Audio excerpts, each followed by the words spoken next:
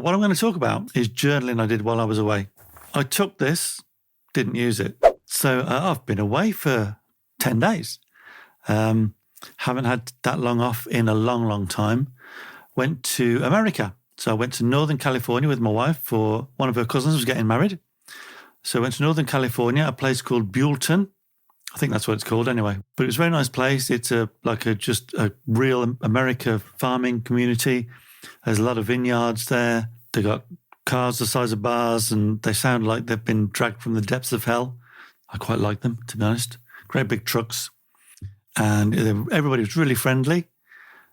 So we were there for a few days. It was cold at night, cold in the morning, about 10 or 11 o'clock. The mist had burned off and it'd get like to 30 degrees in the daytime. And then after we'd been to the wedding, a couple of days after that, we went to New York for a few days. We stayed on West 36th Street and 7th Avenue. Two things we underestimated about New York was how much everything was going to cost and how cold it would be. So I looked at the weather before we went and it said, 15, 18 degrees, kind of a little sunshine and some cloud. And I thought, I'll be okay. Be all right. Quite warm, actually. It'd be good for us because we don't like hot weather. And we knew we were doing a lot of walking. We didn't account for the wind chill. It was freezing. So the one day we walked up through Times Square into Central Park. We went to the John Lennon Memorial, Strawberry Fields, and then we went across to the Guggenheim Museum. What happened inside? Well, we were inside, I don't know. But when we came out, it was blowing a gale. It was absolutely freezing. We hadn't taken warm coats. They've got these open-top buses. You get to see all the sights. And you can go on a cruise on a little boat that takes you past the Statue of Liberty, that kind of thing. And then we got told off because at one point the bus stopped and it was freezing upstairs. So we thought, we're going to go downstairs. So the bus stopped, some traffic lights, and we went downstairs and there was a sign saying, stay seated while the bus is in motion. We thought, okay, well, it stopped, we'll be okay. But we went downstairs and the lady said, we should have stayed in our seats until, we were told we could move. But anyway, she was very understanding. But what I'm going to talk about is journaling I did while I was away. I took this, which is my traveller's notebook. The clue's in the name. It's a traveller's notebook for using a notebook when you're travelling.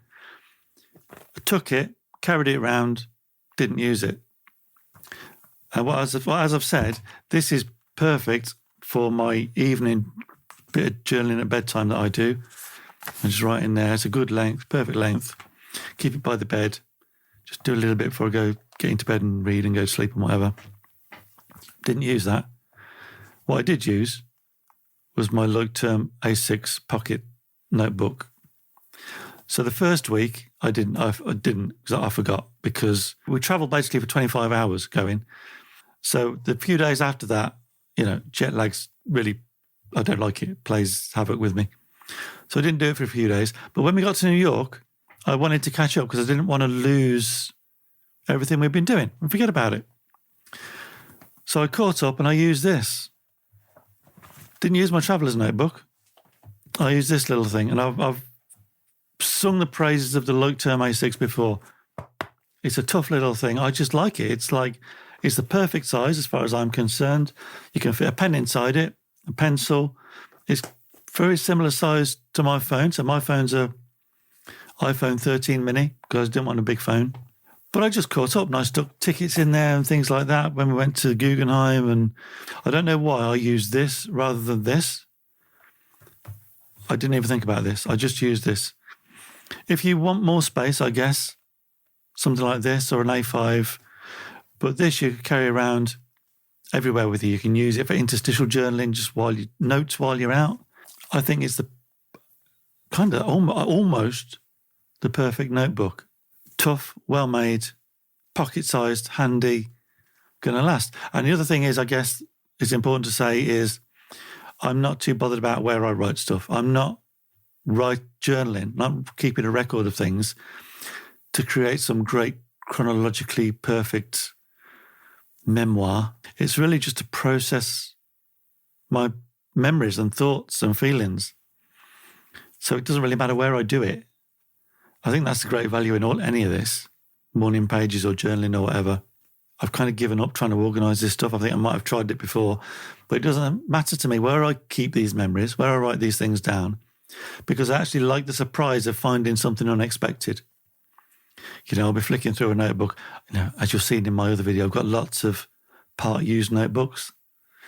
And I'll be flicking through one of them for whatever reason, and I'll come across a day, I'll have written some morning pages in it, or I'll have written a day's, reflection or something like that, or just ideas, or, it's a bit like, what are they called? Commonplace book, a commonplace book for your life, I guess you could say. I think these are great. I made another video not so long ago, and it was about my weekly layout, a weekly layout that I was trying. I'm going to need your help with this, ladies and gentlemen, because although it's better, so what I was using was this. This is my Roterfaden Taschenbegleiter. And this is the layout in the notebook that you can buy from them. I found there wasn't much room in it, so I moved it over to a grid, a dotted rather, Leuchturm, the one I took the cover off, which people are still either loving or hating. It's just a notebook. It's just a notebook. Get over it. So I did this weekly layout thing, and there are a few pros and cons. So this is what I've got. Let me see if I can find an empty one. There you go. That's next week.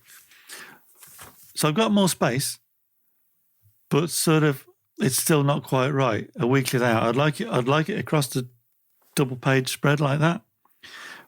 But you might need to advise me on how to lay out a week like that, because I'm in danger of overthinking it. Because I've got more than, so I use it mainly for work, I suppose, but I've got more than one thing going on. I've got my own stuff. I've got my day job stuff. I'm thinking of trying a Leuchturm B5 grid.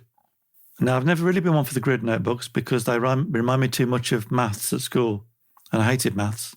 But I've seen some people using them, and they look quite interesting, and I could probably even colour in some of the squares.